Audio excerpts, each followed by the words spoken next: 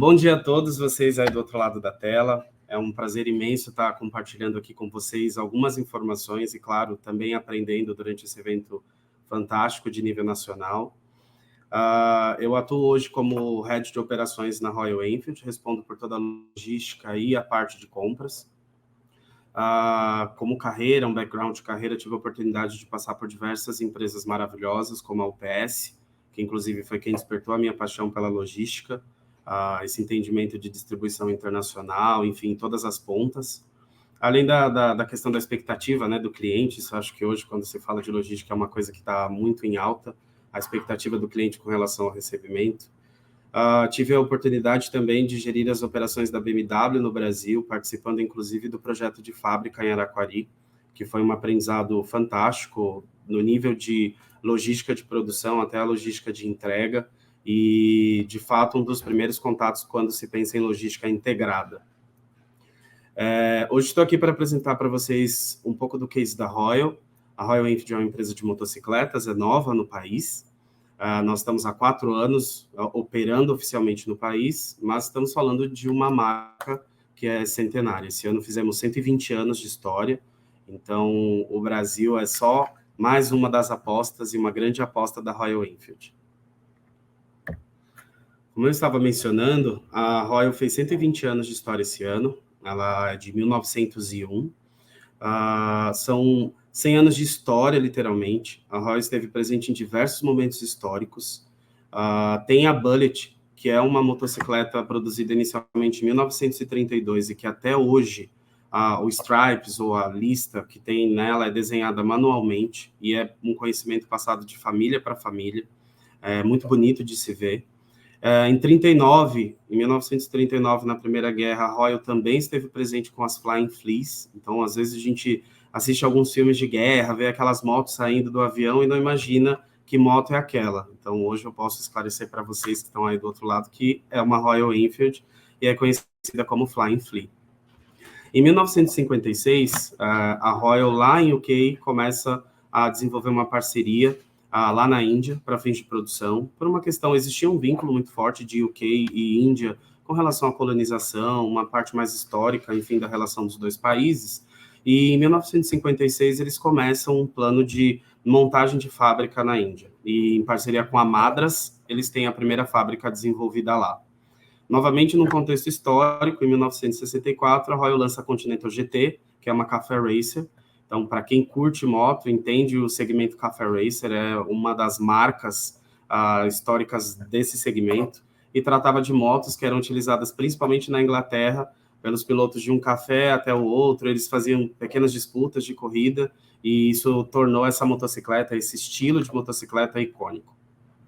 Em 1994, a Eicher Motors é o grupo que compra a Enfield Inglaterra, e compra junto com a Madras, desenvolvendo a Royal Enfield na Índia. E a partir daí, com essa aquisição da Eicher, a iniciativa de expansão de mercado internacional começa a ser desenvolvida dentro, através do nosso CEO, Siddhartha Lal. É um visionário, ele tem um pensamento bastante à frente, e ele entendia o potencial que a marca, que o produto que a marca trabalhava tinha num nível global. Em 2009, nós lançamos a icônica Classic, que também é da família da Bullet, e tenho certeza que quem gosta de motocicletas conhece esse tipo de perfil, esse tipo de layout, e respeita a história da Classic 500. E então, a partir de 2009, a Royal traz essa motocicleta novamente para o mercado, começa a trabalhar ela numa iniciativa de marca, e é um sucesso de vendas, né? Então, oi? Você está passando slides porque está congelado nessa tela aqui, Brasil. Que estranho. É porque eu estou vendo que tem tanta história legal por trás, e eu adoro moto, né? Eu comecei a andar de moto com 12 anos, e eu falei, pô, eu queria ver.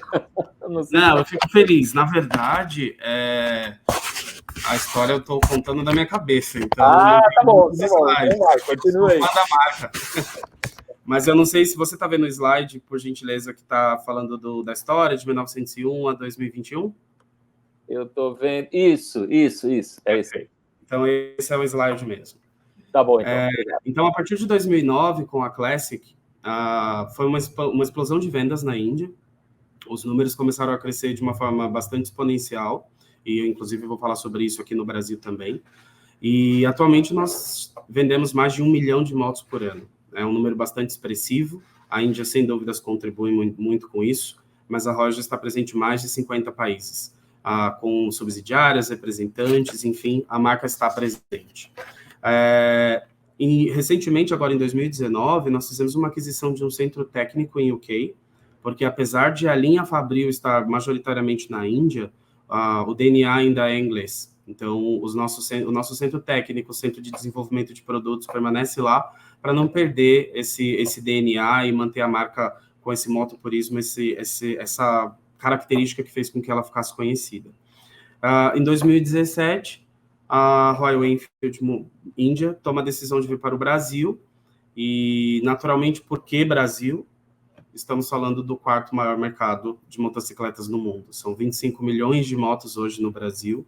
Então, é impossível falar de motocicleta, é impossível se pensar em um business de motocicleta sem pensar no Brasil e no potencial que ele tem. A Royal, ela se posiciona, quando se fala tecnicamente de moto, no segmento de média cilindrada, que vai de 250 a 750 cilindradas. E o Brasil, ele tem um potencial imenso, pouco explorado. A maioria do volume que nós temos hoje no Brasil, ele é vendido na baixa cilindrada, que vai ali até 150 cilindradas, e é com essa oportunidade que nós começamos a nossa história aqui, e é a partir daí que eu começo a falar com vocês sobre o case da Royal. Então, em 2017, nós chegamos aqui, eu sou um dos colaboradores mais antigos da Royal, apesar da cara de novo. Eu tenho 5 anos já de Royal Enfield e atuo há 18 anos nessa área de logística e compras e relacionados. Uma startup é sempre um desafio. Então, quando a Royal veio para o Brasil, eu tomei a decisão de sair de uma empresa bastante grande como a BMW para assumir esse desafio. E, como vocês podem ver aqui, nós temos um crescimento aí em 5 anos, saindo de 640 unidades para 7.200. É um crescimento bastante expressivo, quando você pensa, como eu disse, em um mercado que já é consolidado, é o quarto maior do mundo, tem grandes marcas que estão nos topos da cadeia de distribuição e produtos. E perceber esse crescimento foi, sem dúvidas, um desafio muito grande para nós, no sentido de acompanhar. E é aí onde nós começamos a entender a importância da logística, do planejamento logístico, e o quão a logística integrada faz diferença. A Royal, ela não vende hoje apenas motocicletas. Cada empresa tem definitivamente a sua forma, o seu target, mas a Royal Enfield está mais preocupada em vender definitivamente um estilo de vida. A motocicleta ela é utilizada para diversas coisas, você pode ir para o trabalho, mas é bastante diferenciado você ir para o trabalho com a motocicleta Royal Enfield, uma Classic, sem dúvidas algo que chama atenção. Então, nós temos um público que não é um público diferenciado, mas sem dúvidas é um público bastante exigente, é um público que se dispõe a usar aquele estilo, e por conta disso, nós como companhia, principalmente no sentido logístico, precisamos estar preparados para entregar esse produto e atender a expectativa de todos eles. Quando nós chegamos ao Brasil, o time era muito pequeno, era uma startup, somos ainda, eu costumo dizer que seremos eternamente, sempre há espaço para aprendizado, mas falando de início de operação, o time era bastante enxuto, e nós precisávamos desenvolver alguma forma de atender às necessidades do país, do ponto de vista aduaneiro, armazém, distribuição, enfim. Tivemos um parceiro maravilhoso, a quem eu agradeço aqui, a PGL. Foi a primeira empresa que comprou a ideia da Royal Enfield. Isso é um ponto que é bastante relevante, né? Às vezes, em novos projetos, não são todos os fornecedores que compram a ideia. E muito mais do que fornecedores, foram parceiros. Mas no modelo que nós começamos, sempre visando a logística integrada, isso era algo que eu trazia até de experiências passadas, como eu mencionei da BMW, nós iniciamos com um modelo de quarteirização, numa tentativa de otimizar a demanda de logística e garantir que todas as pontas, toda a integração estivesse ocorrendo. Essa quarteirização funcionava através de uma célula que ficava nesse parceiro, e o meu time interno se comunicava com essa célula. Então, existia uma triangulação com os fornecedores, eles eram os contratantes do transporte, os contratantes do armazém, enfim, tudo que fizesse parte dessa integração de recebimento inbound e outbound. E, sem dúvidas, isso era um plano mais de longo prazo, porque nós não imaginávamos esse crescimento meteórico que nós estamos vivenciando hoje. Com cerca de 1 ano e meio de operação, os números crescendo, nós pudemos observar que esse modelo de quarteirização, por mais integrado que fosse, ele não funcionava tão bem, porque ele limitava a tomada de decisões rápidas, e na logística às vezes é necessário, ou a maioria das vezes é necessário, que você tome decisões rápidas para resolver aquele problema que surge de uma forma não planejada, por mais que a logística seja, de fato, uma tentativa de deixar isso tudo planejado. E essa comunicação, ela prejudicava um pouco essa fluidez do processo. Era sempre necessário que o transportador falasse com essa célula se comunicava conosco, nós pensávamos em devolver para essa célula, que devolvia para o transportador. Então, do ponto de vista logístico, e principalmente hoje, com todas as ferramentas e tecnologia, isso começou a não fazer sentido. Nesse meio tempo, nós começamos a discutir com o estado de Santa Catarina, onde hoje nós estamos presentes com um de nossos armazéns, a possibilidade de um benefício fiscal, que hoje nós somos signatários desse benefício. E existia a dúvida de como ir para Santa Catarina, pensando em um desenvolvimento, uma expansão de rede no Brasil, um país tão grande, né? Enfim, e estar posicionado lá. Nós temos hoje o business de motocicletas, que fala de motos acabadas, e temos toda a parte de pós-vendas, que se refere aos spare parts. Essa parte dos spare parts é o mais sensível que nós temos dentro do nosso estudo logístico, porque depois que a moto está vendida, o cliente ele tem uma expectativa ainda maior, que é a expectativa de continuar sendo bem atendido, de continuar desejando a marca por esse sentimento de que ele está respaldado. E aí começou internamente essas discussões de como ir para Santa Catarina, não temos como levar peças para lá, Santa Catarina fica um pouco descolado do centro de gravidade, que é a região sudeste, com São Paulo, Rio de Janeiro, por mais que o mercado do sul seja fantástico em números, o mercado do Nordeste também, mas quando falamos de centro de gravidade, a nível Business Brasil, essa região sudeste ela é sempre a região de centro de gravidade. E é a partir daí que nós começamos a atuar com um novo parceiro, e eu trago aqui a discussão de logística integrada a um nível um pouco mais do que os conceitos by the books que nós costumamos conhecer, que é a administração de material, movimentação, o próprio transporte. A Multilog é o nosso parceiro atual hoje, né? Ele está presente em Santa Catarina e em São Paulo, nas nossas operações, em outros locais também, mas falando da nossa operação especificamente, a integração que nós conseguimos aqui nessa logística integrada, ela é muito maior do que receber, armazenar e despachar. Ela é uma sinergia de empresa e parceiro. Isso acho que é bastante importante quando falamos de compras, o desenvolvimento de relações de parceria e não apenas de fornecimento. Então, atuando nas duas pontas, nós temos hoje um parceiro que consegue nos auxiliar muito mais do que o processo de execução. Vai até para o nível de SCM, eu diria, porque ele consegue, dentro da movimentação de motos acabadas que existe em Santa Catarina, se comunicar com a operação de spare parts ou fracionado que existe aqui em Barueri, e baseado nessa movimentação, trazer insights, trazer pontos de melhoria para nós, que auxiliam as decisões estratégicas da companhia. Então, acho que quando pensamos em logística integrada, por mais que a logística ela esteja relacionada à parte de execução, de fato, é sempre muito importante que nós não nos afastemos do supply chain management. O planejamento ele é extremamente importante para que a logística ocorra com uma entrega de execução próxima da perfeição. A perfeição é sempre bastante complicado, mas o mais próximo disso. E atuar com parceiros que estejam dispostos a serem parceiros, a comprar esse business, principalmente em uma situação como a da Royal, que é um business no Brasil pequeno, que está começando a desenvolver sua marca, faz bastante sentido. E é algo que precisa ser bastante explorado. Até uma dica que eu daria para pessoas que estejam adentrando o business e procurando soluções. Então, hoje atuamos com 2 armazéns, como eu comentei. Esses armazéns têm 100% de sinergia, são equipes independentes de gestão e de execução, mas que conversam, que estrategicamente discutem pontos e conseguem trazer para a Royal, entendendo as oportunidades que a Royal Enfield tem e o caminho que a Royal Enfield pretende trilhar, trazendo desses recomendações estratégicas que, dentro dos últimos anos que nós temos atuado, já são 2 anos, tem feito bastante diferença. Nós conseguimos perceber reduções significativas de tempo, de custo, melhor movimentação de curvas no nosso estoque, a redução de obsolescência, por mais que o setor automotivo tenha uma peculiaridade de que peças precisam estar disponíveis por até 10 anos para aqueles modelos, então a gente sempre tem que planejar dessa forma.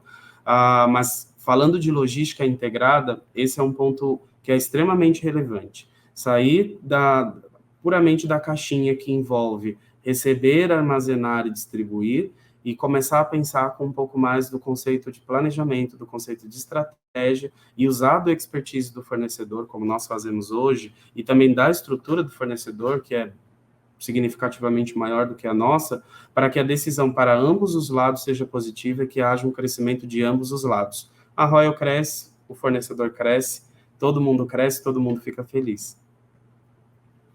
As vantagens de um operador único, como eu estava dizendo, nós temos a presença em diferentes estados, discutimos com eles hoje a possibilidade de estar em outros estados para melhorar ainda mais essa distribuição. A visibilidade da operação é fantástica, porque é um sistema único, então eu sei, através do mesmo sistema, o que ocorre em Santa Catarina, o que ocorre em São Paulo, quais são os gaps que nós estamos enfrentando, discutimos esses gaps e conseguimos colocar em prática planos de melhoria de uma forma muito rápida, e que de uma forma que não impacte o nosso primeiro cliente, que é o nosso concessionário, e na consequência o cliente final. A redução dos prazos operacionais eu já havia mencionado anteriormente, percebemos reduções bastante significativas, da casa de 4 dias para 1 dia, com relação ao inbound, por exemplo, por conta de agendamento, por conta de disponibilidade de veículos, isso são pontos bastante significativos. Esses handovers de uma etapa para outra, eles sendo internalizados como são hoje, facilitam a comunicação, porque dentro da mesma empresa eles sabem o que é cada um dos processos, muito diferente de quando utilizamos empresas segregadas, cada uma na sua área, e que precisam se comunicar e uma se adaptar ao processo da outra. A comunicação se torna, consequentemente, mais eficiente, e em linha com tudo que eu já havia mencionado, todas essas mudanças auxiliam a companhia, no caso a Royal Enfield, em decisões estratégicas. Como se posicionar, que concessionário nós conseguimos abrir. Hoje estamos presentes, temos 20 concessionários, estamos presentes no Sul, Sudeste, Centro-Oeste e Nordeste. Todas essas decisões são sempre pautadas em discussões saudáveis com o nosso parceiro, que entende a movimentação que nós fazemos, apresenta estudos antecipados, e isso com certeza ajuda o nosso desenvolvimento como negócio. Um dos maiores desafios que nós temos hoje, e o mercado automotivo ele tem esse desafio, é com relação ao controle de estoque dos nossos produtos fracionados. Quando eu falo de vender motocicletas, eu estou falando primeiro de um produto muito grande, né? Então é bastante fácil de identificar e não existe perdas de motocicletas. Mas quando falamos de peças de reposição, nós estamos indo para um cenário um pouquinho mais complicado. Saímos no começo de operação de cerca de 300 SKUs e 5 mil unidades, e hoje temos mais de 5 mil SKUs e 300 mil unidades em estoque, quando falamos de 4 anos de operação. São diversos modelos com peças muito pequenas, são peças muito sensíveis. A gestão de estoque ela vai muito além de você guardar a peça bem, mas a estratégia de movimentação, que está nas posições superiores, nas intermediárias, nas bins, e esse é um expertise que nós precisamos contar com o nosso fornecedor. Não faz sentido a Royal, como empresa, estar dentro do armazém direcionando esse tipo de movimentação. Naturalmente, existem discussões com relação a números, que part number movimentou mais esse mês, se ele vai ser, de fato, um part number que vai continuar naquele tipo de movimentação, mas isso são rotinas que fazem parte de todas as pessoas aqui que acompanham e atuam com distribuição, conhecem esses termos, conhecem essa movimentação, mas é extremamente importante trazer para vocês o quanto que esse controle robusto é importante. Nos últimos 2 anos de operação, nós temos um inventário anual que está em torno de 99,9%, o que significa que há, de fato, um controle robusto. Todas as peças são contadas, uma a uma, acompanhadas por auditor, e nós estamos mantendo nossos números, assim, em números que são referência até para o mercado internacional. Então, a nossa matriz está sempre tentando entender como nós conseguimos, qual é a métrica, o que existe de trabalho aqui para que a gente consiga entregar números tão bons. Sistemas são extremamente importantes, não se fala de logística integrada sem sistemas, ainda mais no mundo tecnológico de hoje. É extremamente importante avaliar em uma relação com parceiros os sistemas que são utilizados, o tipo de tecnologia que é utilizado, fazer comparativos de ganho com relação à sua operação hoje, como pode ser a sua operação futuramente. E nesse quesito, em linha com o que eu venho trazendo desde o começo da apresentação, a Royal, com a logística integrada em um business pequeno, mas em expansão exponencial, tem conseguido cada vez mais demonstrar uma redução de custo, um melhor controle e um atendimento, sem dúvidas, das expectativas dos nossos clientes, sejam eles concessionários ou sejam eles os clientes finais. Agradeço novamente o convite, agradeço a oportunidade de estar aqui compartilhando isso com vocês e fico à disposição para esclarecimentos. Muito legal, Vitor. Vitor, como é que foi, rapidamente, né? Como é que foi criar essa rede junto com o operador? Como é que foi esse desafio para a chegada, para esse crescimento? Você teve muito apoio, você teve muito suporte, como é que foi? Olha, eu vou dizer para você que, assim, se você estiver falando da chegada, do começo, de fato, da operação, é um pouco mais complicado, porque você está no vazio, né? Você tem que achar um parceiro que compre aquele desafio inicialmente, para então você começar a desenvolver, baseado em experiências suas, experiências do parceiro, um modelo inicial de negócio. E, sem dúvidas, esse modelo inicial de negócio não é necessariamente o modelo ideal, como eu havia mencionado, é um modelo que precisa ser retrabalhado.